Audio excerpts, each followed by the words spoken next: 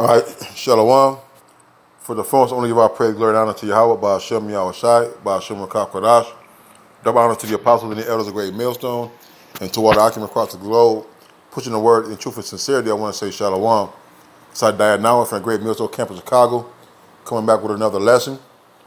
Basically going into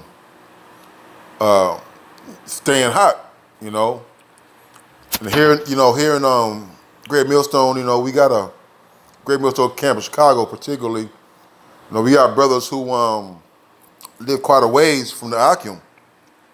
We got this is not boasting. I'm just giving you the rundown. We got Lord blessed us to be around a couple of camps within our area. The GMS Indiana camp and the GMS Evanston camp up north. All right, and along with that, we got class days. All right, so we have plenty of opportunity to come in fellowship, to learn the word, get to know brothers, and ultimately to grow in the spirit of Yahweh Shem Yahushai to the perfecting of our souls. And we got to take that opportunity that the Lord has given us to build ourselves up, to catch on fire. All right. So when you live a distance away from the Akim, you got to take the opportunities that the Lord has given us through the Spirit to come in fellowship. All right, to come and associate and being attached to the body. I like to call it being attached to the spiritual umbilical cord. Okay? And when you're attached to the spiritual umbilical cord, you're being fed through the spirit of the Akim that are around you. So this is basically for brothers who live a great distance away from other brothers, that you want to be on fire. The same fervent spirit that you had when you first found out you're Israelite, you were able to break down a couple of scriptures, and the zeal that you had in the beginning, you got to keep that same fire and desire. Okay?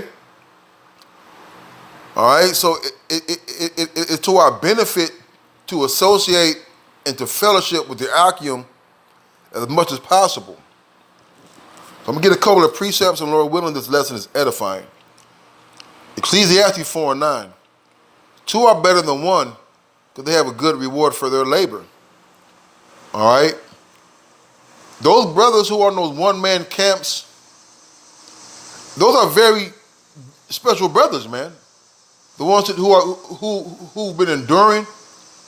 I know the brother Yeramiah, he came to visit us from, I believe it was GMS Enduring, Alaska. A beautiful brother. And for years, he was out there by himself. Now, Alaska is a harsh climate, man. And the brother was diligent.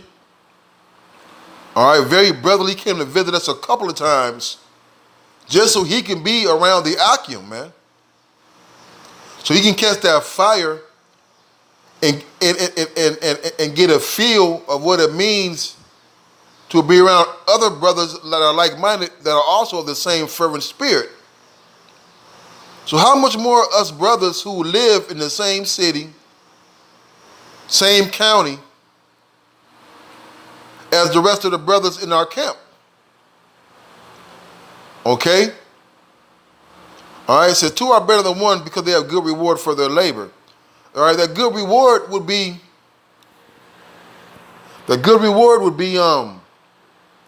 having somebody help you do the work with you, man. Now, I cannot save a brother cannot save me. But the thing that we can do is encourage each other. Hence the picture of these coals that are on the screen. All right? It says, verse 10, for if they fall, the one will lift up his fellow. But woe to him that is alone when he falleth, for he hath none another to help him up. All right?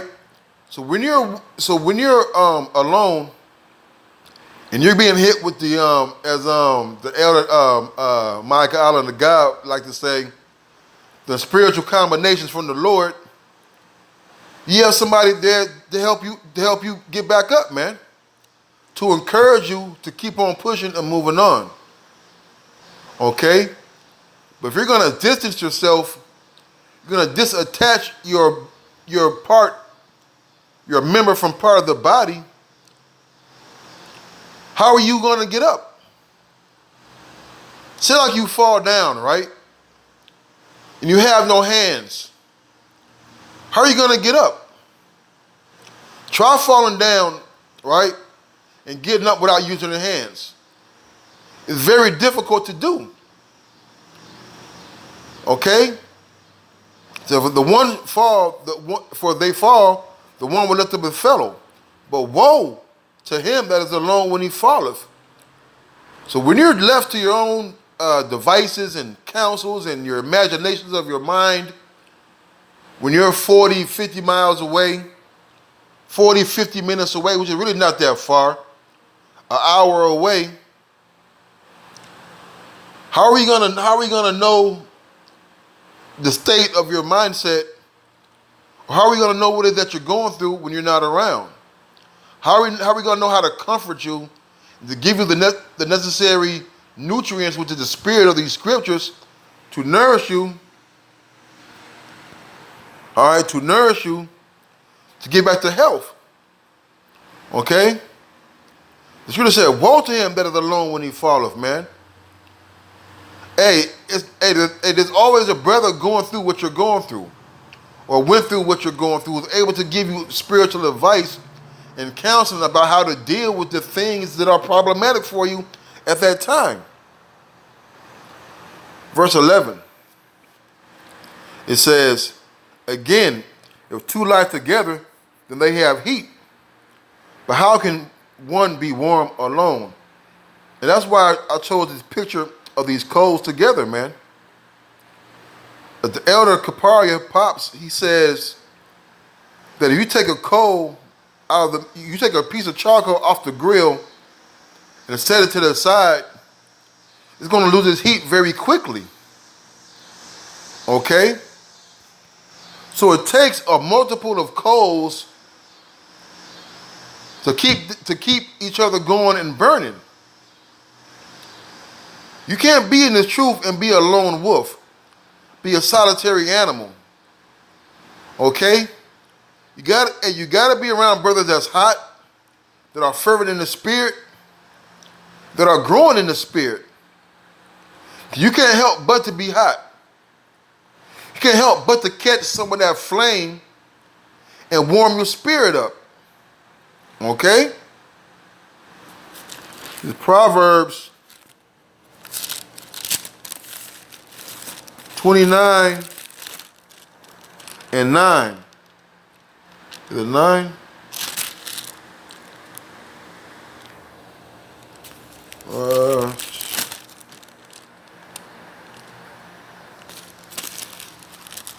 Salakia. Proverbs 27 and 9. Ointment and perfume rejoice the heart.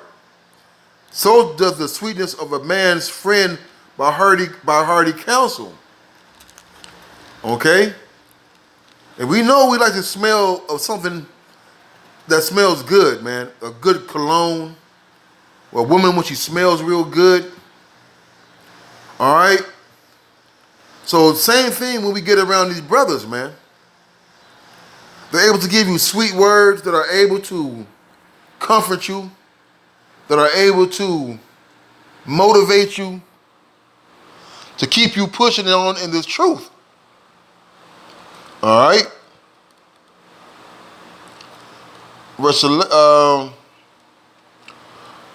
17. Iron sharpeneth iron, so a man sharpeneth the countenance of his friend. So in the ancient days, you used to sharpen your a sword on an anvil or on a rock, you know.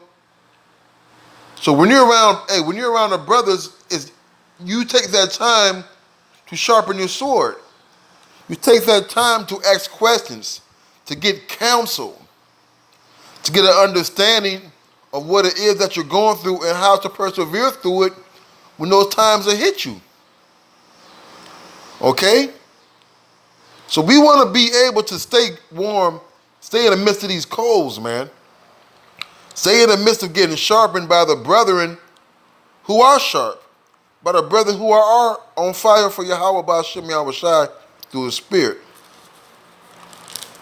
Okay?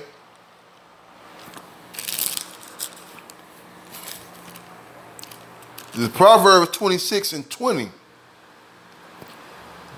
So where no wood is, the fire goeth out. So where there is no talebearer, the strife ceaseth. But I want to focus on the first part. So where no wood is, there the fire goeth out. Okay? So we want to be part of the building, part of that body, all right, that's on fire, man. You don't want to be that amber that's blown in the wind, that as soon as it gets separated from the body, from the coals, it begins to burn out. Okay? All right, so we gotta look at ourselves as coal, as wood. When you make a campfire, right? And you use wood and sticks to keep the fire going, to warm you up, to bring light, to cook your food. It has multiple uses. But if that wood begins to burn out, if that wood becomes less warm, okay, because the fire is dimming, it's gonna go out. It's gonna be good for nothing. You will not be warm. You will not be able to use it for anything. It won't warm you up. It won't cook your food. It won't give you light. Okay, so we gotta be in that spirit, all right, of wanting to be on fire, of wanting to be that wood, of wanting to be that piece of coal. Okay? This is Sirach 6.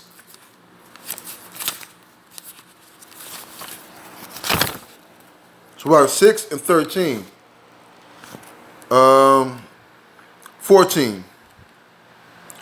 Sirach 13. Separate thyself from thy enemies and take heed of thy friends. All right, there's nothing wrong with not wanting to be around the 2/3, man. Okay? But when you separate yourself from the brothers, you leave yourself open and susceptible to your own cognitions, man, to your own thoughts, to your own devices of your mind, man. You start to thinking that this ain't the truth. You start to thinking that this may not be for you, okay? A faithful friend is a strong defense. He have found such a one have found a treasure. Okay? All right, so when you come into the brotherhood, you start to see how brothers are fervent and how brothers deal with each other, the love and the caring and the relationships that brothers have. And those things are delight, not only to the Lord, but to the Akim.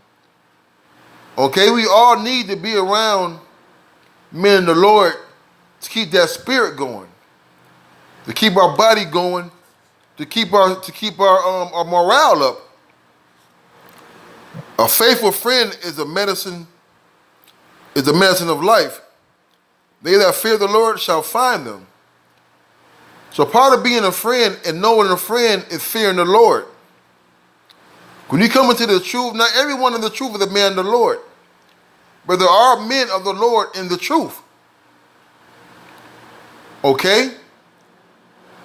So you got to attach yourself to the body, to the brotherhood, to the spirit of Yahweh Ba'ashem Yahweh Shai to gain that friendship, to gain that acquaintanceship, if that's a word, that bonding that we have with the spirit through Yahweh Ba'ashem Yahweh Shai. Okay? So basically that's the lesson. You know, hey, stay attached to the spirit, man. Stay attached to that coal. All right? Be around brothers that's on fire. You know, come around. Don't exclude yourself. You know, and with that, I'm going to say Shalom.